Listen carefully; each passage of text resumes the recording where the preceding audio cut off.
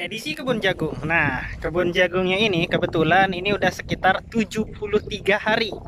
Nah, kebun jagungnya ini udah dipupuk susulan sebanyak 2 kali. Yaudah kita lihat sama-sama ya ke lapangannya langsung ya. Yuk. Hey yo teman-teman, assalamualaikum warahmatullahi wabarakatuh. Welcome back to my YouTube channel Zakaria Sidik. Oke teman-teman, kita sekarang udah di kebun jagung lagi nih, jagung manis Jepangnya. Nah ini umurnya sudah 73 hari dari semenjak disemai ya. Nah ini udah dilakukan pemupukan sebanyak 2 kali pada saat umur 45 hari dengan umur sekitar 60 harian kemarin tuh ya. Nah ini sekarang kondisi jagungnya udah berbunga, terus udah ini keluar buahnya juga, masih pentil lah ya. Nah jadi kalau di Jepang itu teman-teman, ini jenis jagungnya mungkin berbeda ya dengan yang di Indonesia. Kalau di Indonesia itu jagung 70 hari itu udah panen. Nah kalau di sini nih sekitar berapa ya, 85 sampai 90 hari ya baru bisa panen. Lama banget karena memang terkendala dengan cuaca. Nah ini cuacanya dingin ya, terus mungkin beda varietas gitu ya dengan yang di Indonesia. Udah yuk kita lihat yuk. Nah ini dia teman-teman, jagung manis di Jepangnya. Nah kebetulan ini kemarin udah dipupuk juga ya 2 kali. Nah pada saat pemupukan pertama yang di usia lebih kurang sekitar 45 harian itu, mupuknya di bagian tengahnya sini teman-teman, kayak yang sudah sering saya ceritain ya di konten-konten tentang jagung ya.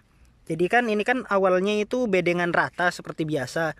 Nah, kemudian dipupuk di tengahnya sini pakai tas gendong itu yang biasa saya pakai itu ya, di video ada ya. Nah, itu habis dipupuk di sini terus di rijer atau diutuk atau didangir ya. Nah, di sini makanya ini jadi kayak apa namanya? Jadi cekung ya. Ini padahal tadinya rata karena di rijer pakai traktor kecil ya. Kalau di Indonesia itu tuh ini cakar baja ya, kayak pakai cakar baja tapi bannya dimodifikasi, bukan pakai ban mata pisau gitu ya.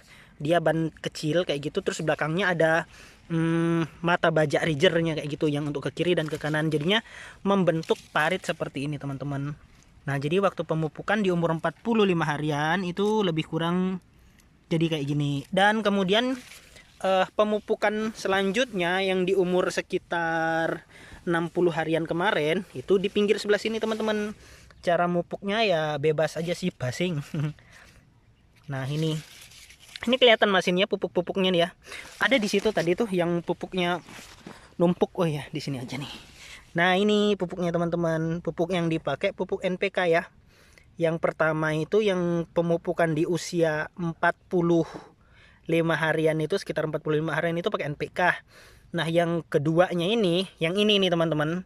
Ini nih pupuknya itu tuh magnesium, boron sama mangan, Mn.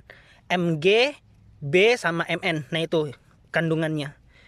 Nggak tahu kenapa nggak pakai NPK lagi, malah pakai magnesium, boron sama mangan. Jadi dia itu pupuk apa namanya, majemuk, tapi bukan NPK majemuknya.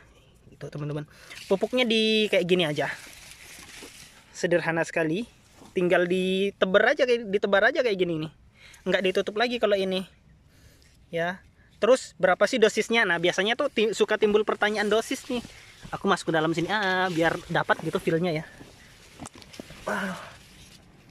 Nah ini dosisnya sebenarnya ngawur. Ngawur itu gimana sih? Jadi kami pada saat mupuk itu ya, ini kan misalnya tas gendongnya itu ya, tas gendong untuk mupuknya itu ya, itu tinggal dimasukkan aja gitu pupuknya itu. Misalnya satu karungnya itu kan beratnya itu kan 20 kilo, kita masukin aja situ sampai penuh tas gendongnya, terus kita jalan deh, kita mupuk ini. Kalau misalnya habis pupuknya di dalam tas gendong, kita isi lagi. Jadi nggak ada ukuran takaran apa ya, takaran pokok nggak ada. Kemarin tuh nggak ada. Jadi tinggal kita isi di tasnya, kalau kurang tambah lagi gitu sampai semua satu ladang ini kepupuk semuanya gitu. Jadi bawa banyak kali gitu karungnya. Kayak gitu sih teman-teman. Jadi nggak ada istilahnya dosis misalnya satu pokok sekian gram, enggak ya. Ribet kayak gitu teman-teman. Nyatanya petani konvensional di Jepang pun ya ngawur kan. Nggak cuma di Indonesia, di Jepang juga ya kayak gitu. Ya biar cepet aja. Cuma satu teman-teman, satu. Kemarin tuh bos aku kan bilangnya sebelum aku mupuk itu tuh dia bilang, "Skosi dah. Sedikit aja ya," katanya. Ya udah, kalau misalnya dibilang sedikit aja, kita mupuknya nggak usah terlalu banyak kayak gitu. Makanya kayak di sini nih kan nggak terlalu banyak nih. Tuh sedikit ya pupuknya. Jadi nggak usah terlalu banyak. Kalau terlalu banyak ya boros, karena kan udah dipupuk juga waktu di umur 45 harian itu. Ini pupuk berikutnya nggak terlalu banyak, nggak apa-apa. Kayak gini jadinya bagus ya teman-teman ya. Ya itu unik memang. Kebetulan di video saya yang dulu ya, yang tahun lalu tentang jagung, itu saya ada cerita bahwa panen jagung di Jepang itu tuh 90 hari. Tapi banyak yang komen tuh, wah mainnya kurang jauh nih katanya gitu. Atau yang, ah masa jagung umurnya 90 hari gitu. Ya namanya beda negara, beda ini ya teman-teman ya. Beda varietas itu mempengaruhi beda kualitas juga, beda hasil juga gitu ya. Ya kayak gini teman-teman, jagung manis di Jepang. Ini jenisnya jenis jagung manis gordo. Jadi enak banget jagung manis gordo ini. Lebih enak lagi itu kalau dulu aku pernah ngerasa itu yang jenis mirai. Mirai itu manis banget tapi batangnya lebih pendek daripada ini kalau mirai. Kalau gordo batangnya cenderung lebih tinggi. Sama aja sih, sama-sama jagung manis. Nah, uniknya jagung di Jepang itu tuh, ini batangnya itu tuh beranak kayak gini teman-teman. Nih, beranak kayak gini kan. Coba teman-teman lihat, nih anaknya banyak banget. Dan ini nih anaknya ini nih bisa mengeluarkan buah juga. Contohnya ini nih. Ini nih sebenarnya bakal jadi calon buah, cuma kan ya namanya prematur.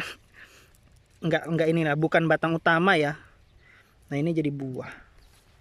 Kayak ini nih. Nih. Ini batang anakannya ya. Ini anakannya, terus ini jadi berbunga juga di anakannya nih. Kayak gitu teman-teman.